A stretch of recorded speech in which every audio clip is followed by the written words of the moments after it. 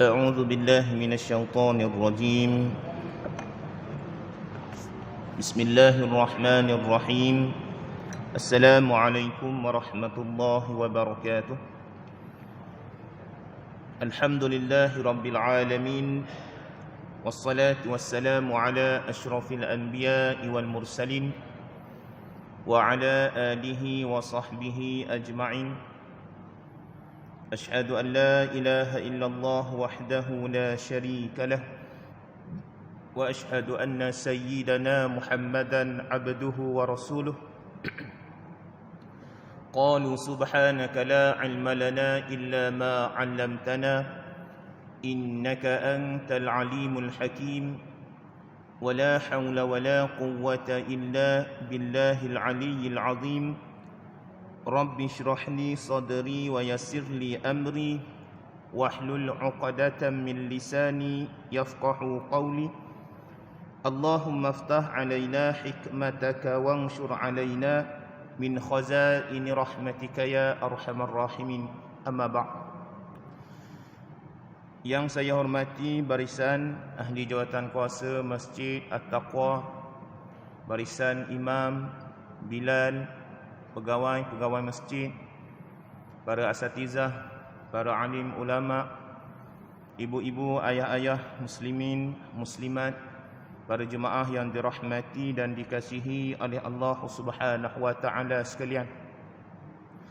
Pertama-tamanya dan selama-lamanya, terlebih dahulu marilah sama-sama kita rafa'kan, kita zahirkan puji dan syukur kehadrat Allah Subhanahu wa taala di atas segala inayah, kasih, sayang, rahmat daripada Allah Subhanahu wa taala. Maka pada saat ini, pada ketika ini, kita dipilih oleh Allah Subhanahu wa taala untuk berada di dalam rumah Allah Subhanahu wa taala, berkesempatan menunaikan solat fardu maghrib secara berjemaah sebentar tadi. Dan juga nikmat yang besar Allah beri kepada kita pada saat ini, pada ketika ini, apabila kita berada di dalam halaqah ilmu, berada di dalam majlis ilmu. Mudah-mudahan Allah sentiasa memberikan lindungan, kasih sayang, maghfirah, rahmat kepada diri kita, istiqamahkan hati-hati kita untuk terus melaksanakan amal soleh, ibadah kepada Allah Subhanahu wa taala, insya-Allah. Baik, hadirin muslimin muslimat, para jemaah yang dirahmati dan dikasihi oleh Allah Subhanahu wa taala. Pertamanya, sebelum tu saya nak memohon kemaafan kepada para jemaah sekalian. Ada 2 kali kelas yang tak dapat saya hadir, iaitu pada akhir bulan 12 hari itu saya bercuti, dan baru-baru ni pada minggu kedua yang bulan Januari saya terlibat dengan satu kursus lah, agak last minute jugalah diberitahu dan kena hadir, maka tak dapat untuk bertemu dengan para jemaah ibu ayah sekalian. Ribuan kemaafan saya pohonkan. Dan insya-Allah pada malam ni kita sambung balik pengajian kita dalam kitab Adabul Mufrad. Kalau dalam kitab yang sama-sama kita beli hari itu, sekarang ni kita berada pada hadis yang ke-11. Hadis yang ke-11. Tuan-tuan boleh tengok balik juga. Terima kasih jugalah penghargaan kepada jawatan kuasa masjid kerana mengusahakan untuk kita buat rakaman YouTube. Boleh tengok balik perkongsian bab-bab sebelum ni, hadis-hadis sebelum ni yang telah kita bincangkan. Maka pada malam ni insya-Allah kita sambung balik hadis yang ke-11 pada muka surat yang ke-9. Dalam kitab kita tu muka surat yang ke-9. Dan hadis yang ke-11 ini, tuan-tuan muslimin muslimat, para jemaah sekalian, masih lagi berada pada bab jazaa'il walidain. Bab pada menyatakan balasan baik kepada kedua ibu bapa. Dalam bab ibu bapa ni ada beberapa pecahan bab-bab yang tertentu. Sekarang ni kita dah masuk bab yang ke-6. Bab yang nak menceritakan tentang balasan baik kepada kedua ibu bapa kita. Baik, hadis yang ke-11. Kita dah baca dah hadis ni pada kuliah yang lepas, pengajian kita yang lepas. Namun Ustaz ulang sekali lagi kerana ada syarahan sedikit lagi pada akhir hadis ni.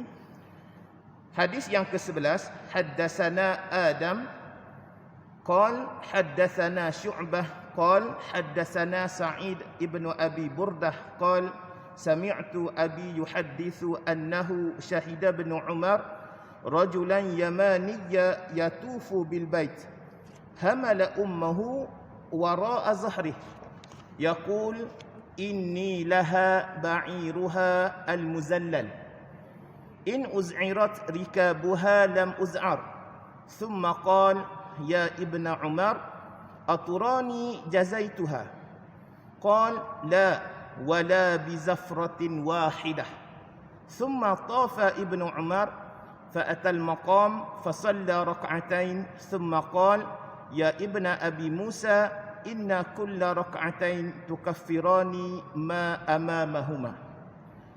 Daripada Sa'id bin Abi Burdah, beliau berkata, aku telah mendengar ayah saya menceritakan bahawasanya Sayyidina Ibnu Umar, ya, Ibnu Umar ni adalah anak kedua daripada Sayyidina Umar Al-Khattab. Ya, kalau dalam hadis banyak kali kita jumpa riwayat daripada Ibnu Umar. Ibnu Umar itu merupakan anak yang kedua daripada Sayyidina Umar Al-Khattab, yang mana beliau ni masuk Islam sekitar umur 10 tahun. Nah, kisah yang panjang lah. Ketika mana masih kecil lagi, umur 13 tahun, Ibnu Umar ni bagi tahu dekat Nabi nak pergi menyertai perang Badar, kan? Lalu Nabi SAW menghalang, tak izinkan Ibnu Umar ni mengikuti perang Badar pada ketika usia yang begitu muda ketika itu. Dan peperangan yang pertama yang disertai oleh Ibnu Umar ni iaitu peperangan Khandaq. Peperangan Khandaq lah peperangan pertama yang diikuti oleh Ibnu Umar ni.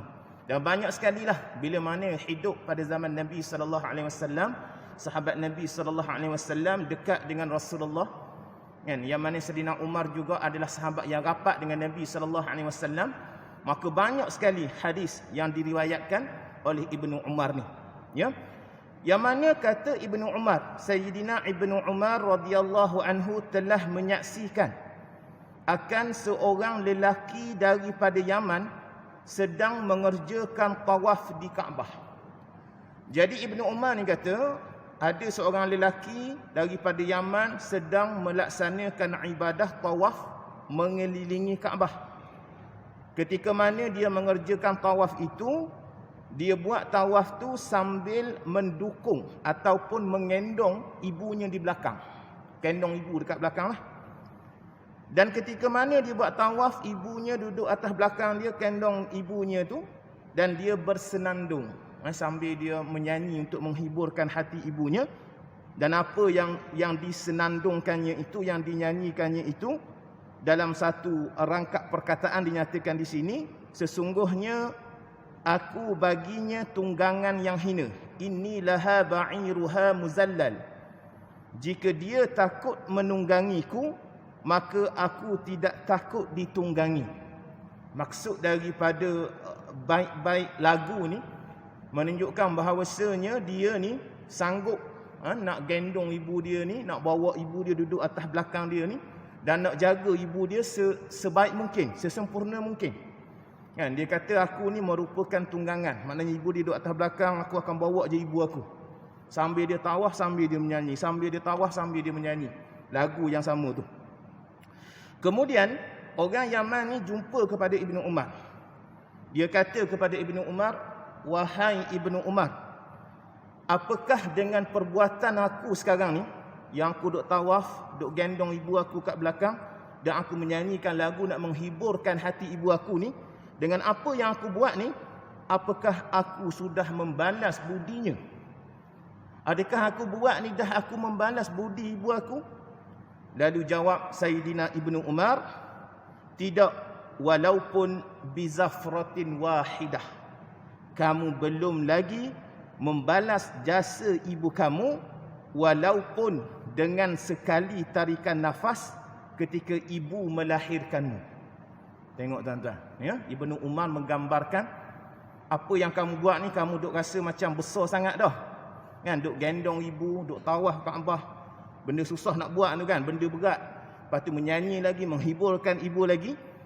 Walaupun kamu nampak benda itu, perkara itu besar, tapi kata Ibnu Umar, apa yang kamu buat ni nak tanding dengan satu tarikan nafas sewaktu ibu melahirkanmu pun belum cukup lagi. Nak tanding yang nafas ibu lahir itu pun belum boleh lagi. Kemudian Saidina Umar radhiyallahu anhu tawaf dan mendatangi makam Ibrahim dan solat 2 rakaat. Kan kalau kita pergi buat umrah, buat haji ni, bila tawaf kita pergi kat belakang makam Ibrahim tu, dan bila mana kita melaksanakan solat sunat 2 rakaat, maka solat sunat itu adalah solat sunat tawaf, kan. Selepas tawaf kita duduk belakang makam Ibrahim, kita akan buat solat sunat 2 rakaat. Jadi Ibnu Umar ni dia pun pergi ke belakang makam Ibrahim dan solat sunat 2 rakaat. Lalu Ibnu Umar berkata, wahai anak Abi Musa, bahawa setiap 2 rakaat itu mengkafarahkan apa sebelumnya, iaitu dosa-dosa yang telah lalu. Jadi tuan-tuan muslimin muslimat, hadirin hadirat para jemaah yang dirahmati dan dikasihi oleh Allah Subhanahu wa taala. Dalam hadis ini juga nak ceritanya kepada kita. Kan, di antara apa yang dibuat oleh orang Yaman tadi, duk gendong ibu dia, duk hibur ibu dia ketika tawaf, selain daripada amalan tu, kata Ibnu Umar, antara amalan yang kamu boleh buat juga ialah memperbanyakkan amal solat kamu. Kan, dinyatakan di sini tadi, kamu solat sunat 2 rakaat, dan solat itu jugalah boleh mengkafarahkan dosa-dosa yang telah kamu laku sebelum ni. Dosa-dosa kecil yang telah kamu buat sebelum ni. Begitu jugalah kalau kita belajar bab falsafah solat ni, banyak sekali dah kita duk tengok tentang hadis-hadis sebelum ni pun, yang mana seorang sahabat Nabi kata ada sungai kat depan rumah dia, dan bila mana dia mandi sungai tu 5 kali sehari, pastilah dia akan jadi bersih. Kan, orang yang bersih tubuh badan dia sebab mandi 5 kali. Kan, jadi begitu jugalah nak diceritakan tentang falsafah solat dalam hadis ni. Ibnu Umar kata dekat orang Yaman tu tadi, antara amalan yang lain juga, kalaulah untuk mengkafarahkan, untuk menggugurkan dosa-dosa kamu ni, perbanyakkan buat solat sunat 2 rakaat. Ya, amalan-amalan yang boleh kita laksanakan di dalam kehidupan kita. Baik. Dan kesimpulan hadis yang ke-11 ni, antaranya yang pertama yang kita nak faham di sini, perintah untuk berkhidmat kepada ibu. Dicerita dalam ni cerita tentang ibu lah. Kan, perintah berkhidmat untuk ibu. Apa jua keadaan sekalipun. Kan, jangan kita utamakan perkara-perkara yang lain bila mana ibu ataupun ayah kita dalam kesusahan. Tuan-tuan, kadang-kadang kita duk ingat perkara yang membahagiakan kita adalah kita kerja sungguh-sungguh, cari duit banyak-banyak, nak pelihara anak isteri kita kat rumah. Kan? Kadang-kadang kita duk fikir sedemikian.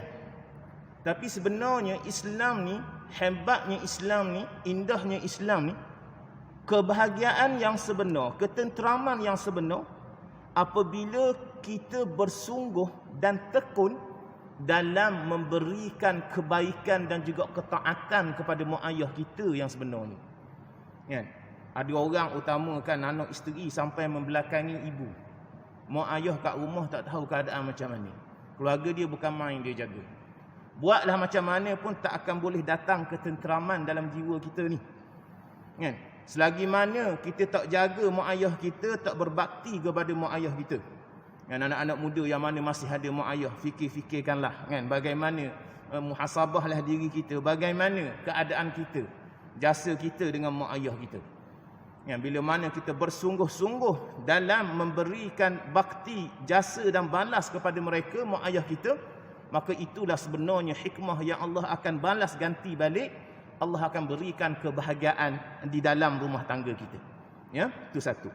Yang kedua, dalam hadis ini juga nak memberi pengajaran kepada kita besarnya hak kedua orang tua ke atas anak. Kan? Besarnya hak kedua orang tua kita, mak ayah kita ni ke atas anak. Dan anak ni kok mana pun ingat, jangan lupakan kedua ibu bapanya. Yang ketiga juga di akhir hadis tadi menceritakan tentang solat dapat menghapus dosa-dosa kecil.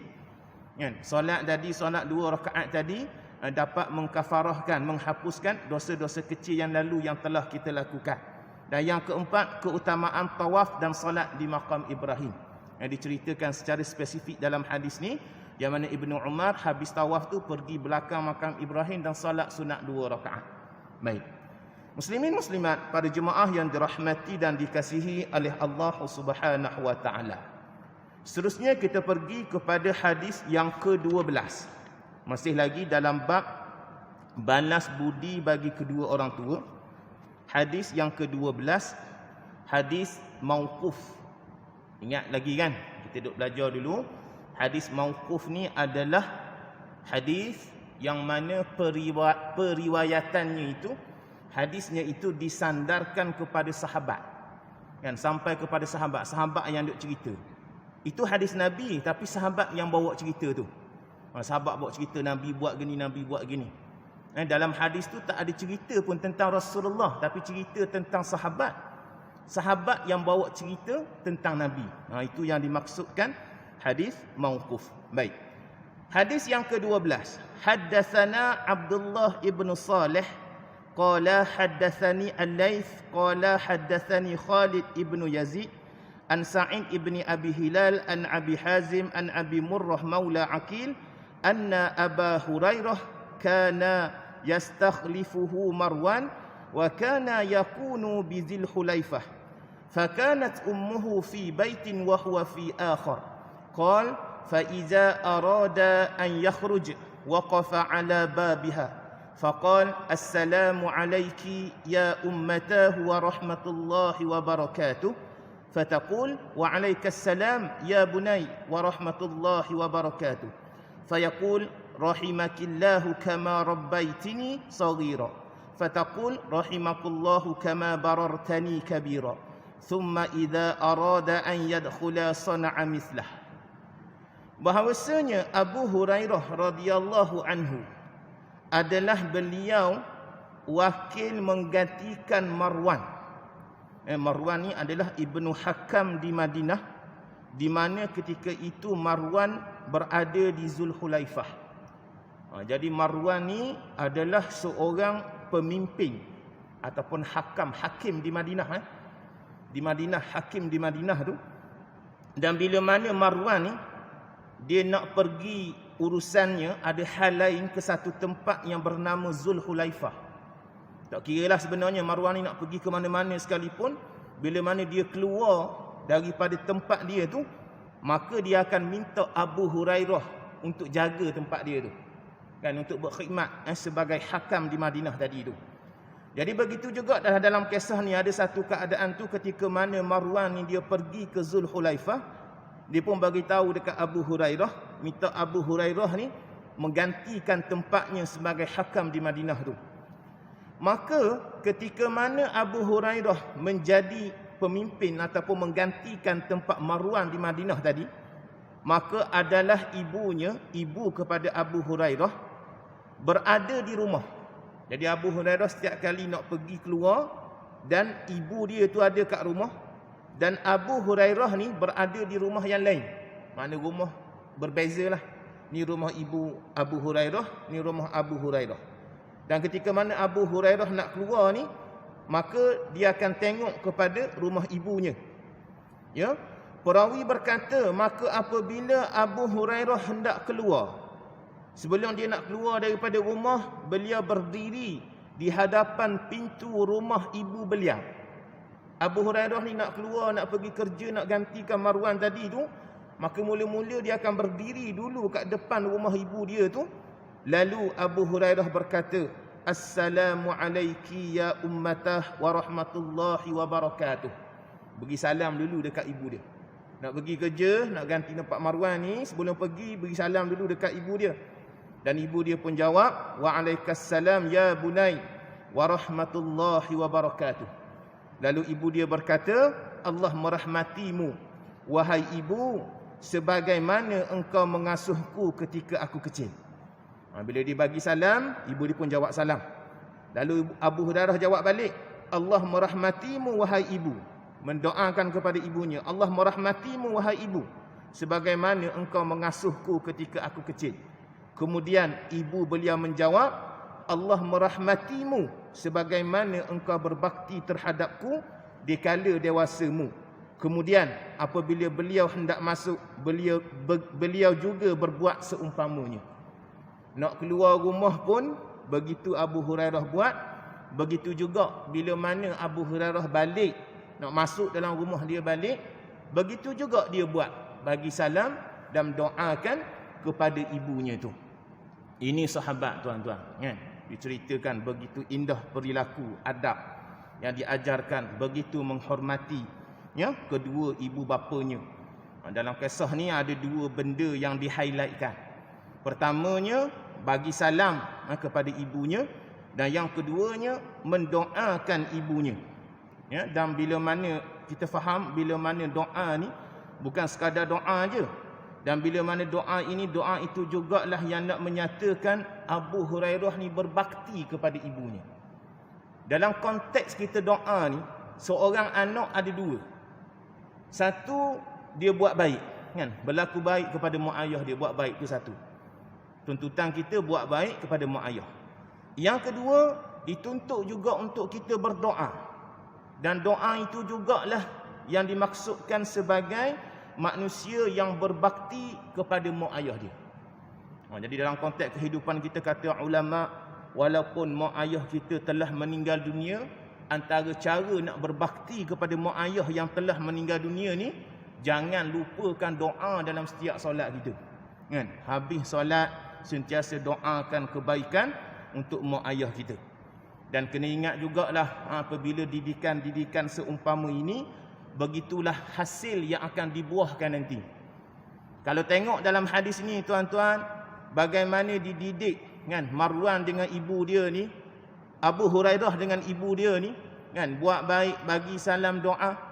Maka begitu jugalah didikan tu akan kembali juga kepada anak-anak dia nanti. Sebab itulah konteks kehidupan kita. Kita tunjuk kita buat baik dekat mak ayah kita, maka anak kita akan nampak. Dia akan buahkan hasil balik. Kita tanam, hasilnya kita akan dapat balik. Mungkin satu masa nanti kita jadi mak ayah, anak kita dulu tengok bagaimana kita buat baik dekat mak ayah kita, beradab dekat mak ayah kita. Begitulah juga anak ni akan balas balik apa yang dibuat oleh kita sewaktu kita jaga mak ayah kita dulu. Ya, baik. Dalam hadis ini juga antara kandungan hadis yang dapat sama-sama kita ambil, yang pertamanya tentang perhatian para sahabat dalam menghormati ibu mereka dan mendoakan kebaikan bagi mereka, kan? Hormat mak ayah dan juga doakan kebaikan untuk mak ayah. Yang kedua, semangat untuk mendidik anak sejak kecil akan membuahkan pelbagai manfaat dan kebaikan bagi orang tua di masa tua. Didik anak masa kecil, nanti bila kita tua akan buahkan kebaikan, akan dapat manfaat. Anak merupakan hasil kita di hari tua. Dalam hadis yang lain juga Nabi memberitahu apabila manusia ni meninggal dunia, terputus segala amalannya. Yang kita selalu duk dengar, kan? Terputus amalannya melainkan 3 perkara. Yang pertamanya antara 3 amalan tu ialah waladun soleh, anak yang soleh yang sentiasa mendoakan kedua ibu bapanya. Nak dapat anak yang soleh ni macam mana? Perlu kepada didikan waktu kecil lagi. Baru-baru ni duk viral tuan-tuan, kan? Na'udzubillah, terkejut dengar seorang anak bukan kata derhaka, bunuh mak dengan penggal mak. Allahu Akbar. Akhir zaman sungguh dah kita ni. Sanggup, kan, seorang anak duk viral, sebab orang kata apa, dalam keadaan tak sedar, terlampau gian kepada dadah sangat, minta duit, mak tak bagi, pergi penggal kepala mak sampai meninggal dunia, sampai mati mak dia. Tak tahulah dia fikir macam mana. Bukan kata derhaka pun tak boleh dah. Apatah lagi dalam Al-Quran menyatakan kita sebut kepada mak kita pun tak boleh dah. Ni pergi penggal, pergi bunuh mak dia, kan? Keadaan akhir zaman. Jadi tak tahulah keadaan yang mana, bila mana, kalau kita tak faham kehidupan kita sebenarnya. Kita dibesarkan bagaimana susah mak ayah membesarkan kita ni. Kalau begitulah balasan kita, na'udzubillah, adalah merupakan dosa besar. Kan? Dosa besar selepas kesyirikan ialah derhaka kepada mak ayah.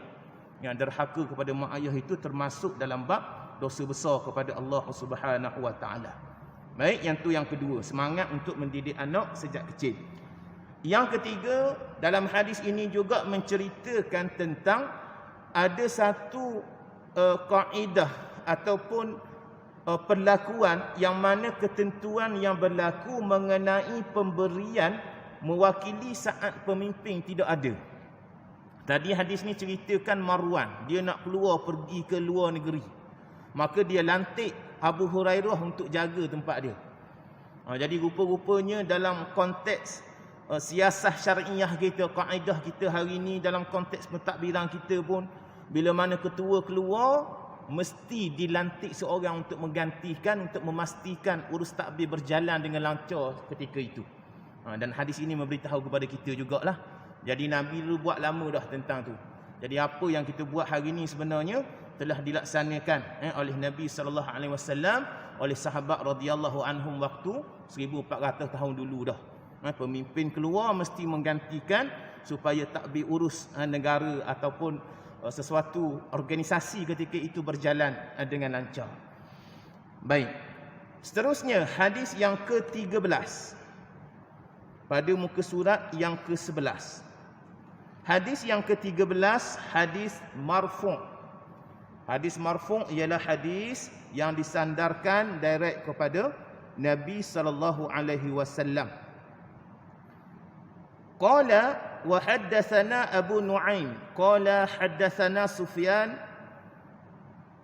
an Atha ibn Sa'ib an Abih an Abdullah ibn Arin an Abdullah ibn Amr qala jaa rajulun ila Nabi sallallahu alaihi wasallam. Tengok tuan-tuan, dalam hadis ni ada dinyatakan jaa ar-rajulun ila Nabi sallallahu alaihi wasallam.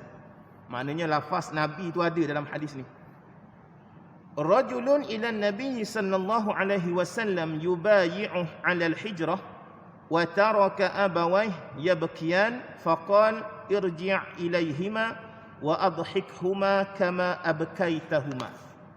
Daripada Sayyidina Abdullah bin Amr, dia telah berkata kepada seorang lelaki, dan orang lelaki ini datang kepada Nabi SAW untuk berbai'ah, untuk berjanji dengan Rasulullah, dan berbai'ah itu untuk berhijrah.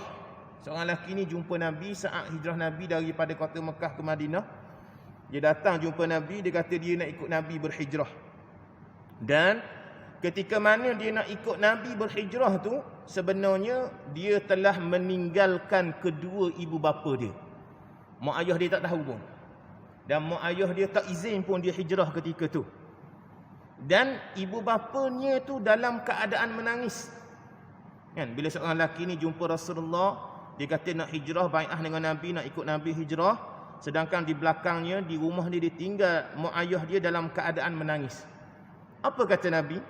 Maka baginda Nabi SAW bersabda, kembalilah engkau kepada kedua-duanya. Ya, kembalilah engkau kepada kedua-duanya. Irji' ilaihima wa adhikhuma kama abkaitahuma. Dan engkau jadikanlah kedua-duanya ketawa sebagaimana engkau telah menjadikan kedua-duanya menangis. Nabi tak izin, tuan-tuan. Ya? Nabi tak izin apabila seorang lelaki ni datang nak ikut Nabi berhijrah sedangkan dia tidak mendapat restu daripada kedua orang tua dia. Dan kedua orang tuanya dalam keadaan menangis. Lalu kata Nabi SAW, kamu balik, kamu carilah cara, kamu buatlah hati ibu bapa kamu itu gembira. Kamu gembirakanlah dia balik sebagaimana yang sebelum ni kamu telah buat keduanya menangis. Maksudnya yang kamu dah buat macam-macam sebelum ni yang menyebabkan mak ayah kamu tu sedih menangis, sekarang ni kamu kena gembirakan dia balik. Dengan erti kata yang lain juga, tuan-tuan muslimin muslimat, para jemaah yang dirahmati dan dikasihi oleh Allah Subhanahu wa taala, dalam konteks hadis ini hendaklah mengutamakan kedua mak ayah kita. Walaupun konteks hijrah tu kita nampak suatu amalan yang mulia dah. Kan, ikut Nabi, nak ikut Rasulullah ni nampak benda yang bagus dah. Tetapi apabila tidak mendapat restu, menyebabkan mak ayah kita tidak reda, mak ayah kita menangis, maka Nabi SAW suruh dia balik semula. Supaya buat balik, gembirakan balik mak ayah mereka. Kandungan hadis ini yang pertama, selama jihad yang berlangsung bukan fardu ain. Ya, kalaulah dalam konteks jihad pun bukan fardu ain, maka tidak dibolehkan berjihad tanpa meminta izin daripada kedua orang tuanya. Minta izin mak ayah dulu, minta redha mak ayah dulu. Yang kedua, perhatian Nabi SAW terhadap orang tua dan beliau menekankan untuk mencari keredaannya. Keutamaan, ketentuan yang Nabi ceritakan dalam hadis ni, diangkat martabat buat baik kepada mak ayah tu melebihi segala amalan-amalan yang lain. Tingginya martabat kita berbakti kepada kedua orang tua kita. Dan yang ketiga, keutamaan berbakti kepada orang tua, keagungan hak mereka dan besarnya pahala berbakti kepada mereka. Bila mana mengutamakan mereka ni, maka pahala pun adalah sangat besar. Bila mana kita mengutamakan suatu amalan yang sepatutnya diutamakan berbanding amalan-amalan yang lain. Dalam kehidupan kita pun kadang-kadang dalam banyak-banyak amal soleh. Hadis yang pertama dulu, kalau tuan ingat lagi, dalam banyak-banyak amal soleh, sahabat tanya Nabi, amalan soleh dan banyak perkara baik aku buat banyak dah ni, yang banyak-banyak ni yang mana nak utama dulu? Banyak sekali Nabi bagi gambaran.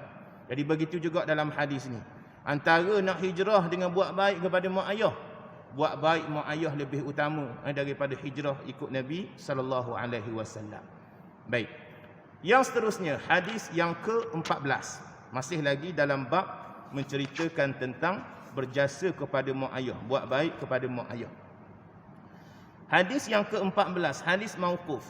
Qala haddatsana Abdurrahman ibn Syaibah qala akhbarani ibnu Abil Fudaik qala haddatsani Musa an Abi Hazim anna Aba Murrah maula Amihani ibnati Abi Talib akhbarahu annahu rakiba ma'a Abi Hurairah radhiyallahu an ila ardihi bil Aqiq fa idza dakhala ardahu sah bi a'la sautih alaikis salam wa rahmatullahi wa barakatuhu ya ummatah taqul wa alaikas salam wa rahmatullahi wa barakatuh yaqul rahimakillahu rabbaitini saghira fataqul ya bunay wa anta fajazakallahu khaira wa radiya anka kama barartani kabira. Qala Musa kana ismu Abi Hurairah radhiyallahu an Abdullah ibn Amr. Hadis yang lebih kurang sama maknanya dengan hadis yang ke-12 tadi. Hadis yang ke-12 tadi kita duk baca dah, yang tentang Abu Hurairah ganti Marwan, setiap kali nak pergi bekerja berkhidmat dia akan berdiri bagi salam dekat ibu dia dan doakan ibu dia. Jadi hadis yang ke-14 ini juga tuan-tuan maknanya sama dengan hadis yang ke-12 tadi.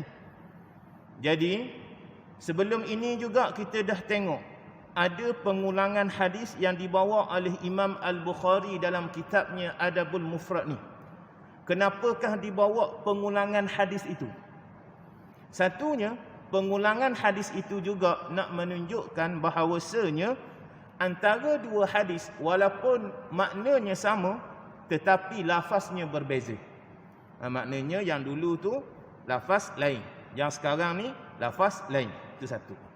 Yang kedua, pengulangan hadis juga nak menunjukkan Imam Bukhari nak beritahu dekat kita bahawa kepentingan kandungan dalam hadis itu perlu diberi penekanan. Apa kandungan hadis ni? Kandungan hadis ni anjuran kepada kita untuk beri salam kepada ibu kita dan mendoakan ibu kita. Dua kali Imam Bukhari bawa hadis ni. Maksudnya tuan-tuan sangat-sangat diberi penekanan kepada kita untuk memperbanyakkan jumpa mak kita, jumpa ayah kita, bagi salam dan mendoakan kebaikan untuknya. Jangan kita kata nak malu-malulah nak doa direct depan-depan mak ayah kita, jangan. Sebab ini adalah merupakan tuntutan daripada Nabi SAW. Baik, kita pergi kepada makna hadis yang ke-14 ni. Bahawasanya Abu Murrah, hamba kepada Ummu Hani binti Abu Talib, mengkhabarkan bahawa dia menunggang kenderaan bersama Abu Hurairah menuju ke daerahnya di Aqiq. Ada satu tempat bernama Aqiq. Maka apabila Abu Hurairah memasuki daerahnya, dia melaung dengan suara yang tinggi, "Alaikassalam warahmatullahi wabarakatuh, wahai ibuku." Lalu ibunya menjawab, "Wa alaikassalam warahmatullahi wabarakatuh." Situasi hadis ni berbeza, tuan-tuan. Tadi yang dinyatakan Abu Hurairah nak mengganti Marwan, pemimpin di Madinah. Abu Hurairah keluar rumah, berdiri depan rumah ibu dia, bagi salam, doakan ibu dia. Itu hadis tadi.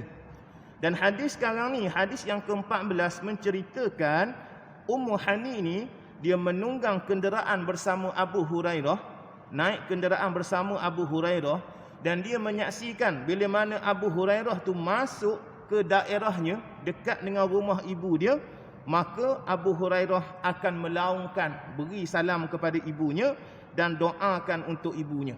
Abu Hurairah berkata, "Semoga Allah merahmatimu seperti engkau mengasuhku ketika aku kecil." Lalu ibunya menjawab, "Wahai anakku sayang, dan engkau semoga Allah membalasmu dengan kebaikan dan meradaimu seperti mana engkau berbuat baik kepada aku ketika engkau telah dewasa."